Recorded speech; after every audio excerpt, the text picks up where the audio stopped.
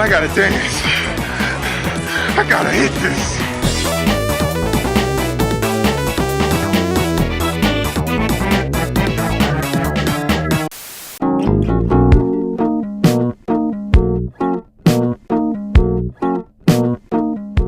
So next is this beach scene, and Terry Crews just so happens to be there, body covered in oil like a fried pork chop. Let's go hunting.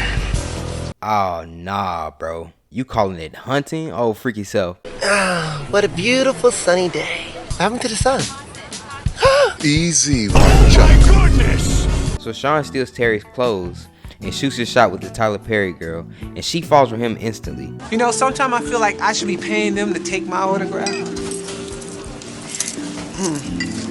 The jet should be here about 7:30, and the limo take about a half hour. About 8 o'clock, is that good? Now Marlon goes on this date with Terry Crews, and we get the scene that, at least I remember, made 1,000 Miles super famous. Now I'm gonna try to play the clips here, but if it gets muted, that means it was copyright strike. Making my way downtown, walking fast, faces past, and I'm homebound.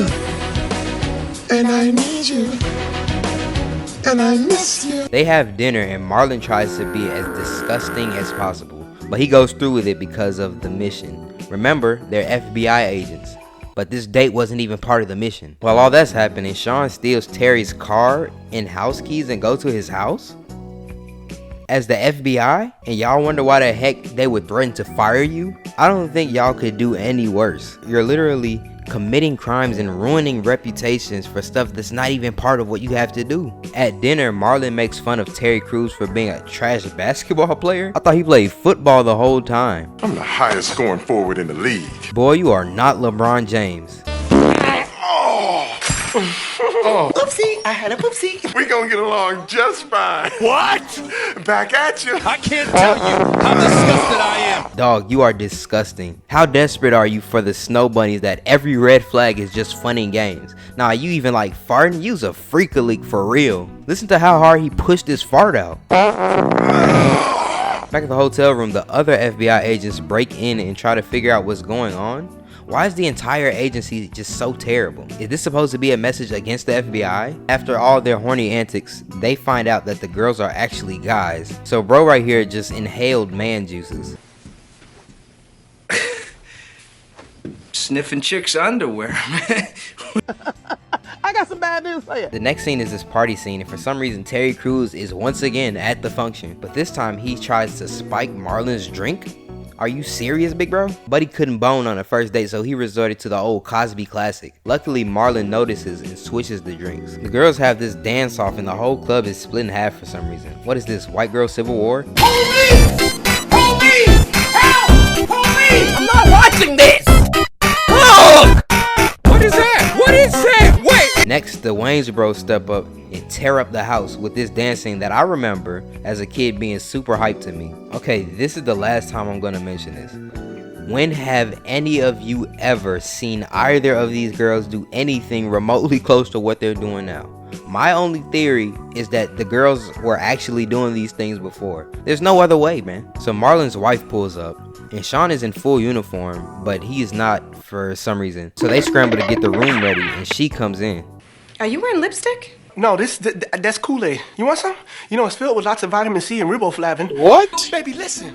If we don't have trust, we don't have nothing. Then stop being so untrustworthy. I'm trying to figure out why he needs to hide this from her. All Sean had to do was be like, Hey, sis. and everything would have been fine. Eventually, Sean is found out, and Marlon's wife storms off with her friend. I don't feel bad for this man one bit. The real white girls show up to the hotel finally, and the other FBI agents catch them and bring them to the chief. But they're the real sisters, so these two should have lost their jobs right here. Either way, the chief knows immediately who's behind the confusion and shows up to the room and fires them on the spot. Finally, a lick of common sense from anybody in this movie. Except the wife, I guess. She's kind of smart too. Marlon gets mad at Sean for manipulating him into doing stupid things. So what did Sean do? Hey man, I just want to say sorry. I've been selfish, and I'm always dragging you into everything. I never even asked what it is that you want to do. Always having you around just it makes me want to step up my game. What are you doing? Calling the chief. No, you ain't. Just said we could do this on our own, right? What about backup? Hey, I got you, you got me. That's all the backup we need. He does it again. So they go back in full costume to this fashion show and their friends got them to be a part of it. You mean the Wilson sisters are in and we're out? I'm sorry, ladies, that's just the way it is. They're hot, you're not, so deal with it, huh? Are you sure about that? The fashion show is happening, and remember what I said about the wife having common sense? Well, she must have lost her last brain cell on the way out because she decided to sneak into the fashion show, and somehow they get away with it.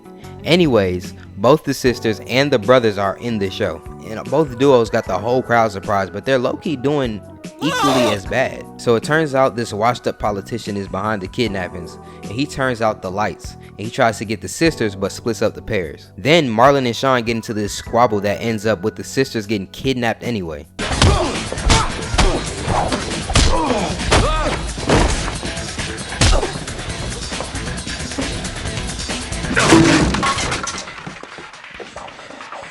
My turn. Oh no! Why is he just standing there like he got beat in Mortal Kombat? Stop playing, bro. You're the FBI. You're on a mission. Lock in. Daddy, why are you doing this? Daddy didn't tell you? He's broke. Like Martha Stewart broke? Or MC Hammer broke? MC Hammer broke! So they catch up to Fake Bush and he crashes out and starts blasting at everyone. But Terry Crews jumps in the way to save his beloved Marlon. For the oldest trick in the book. Are you telling me that you are not? Yeah, I'm not a woman. White? What? Oh, the deception.